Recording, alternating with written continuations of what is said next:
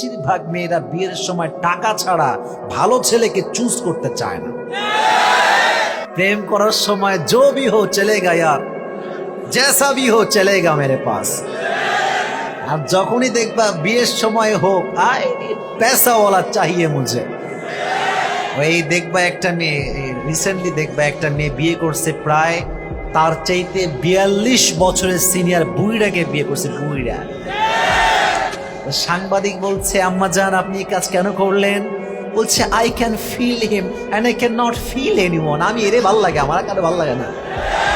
তো বলতেছে এরে ভাল লাগে, ফিল করি, ভালোবাসা আসে, আর কাউরে ভাল লাগে না।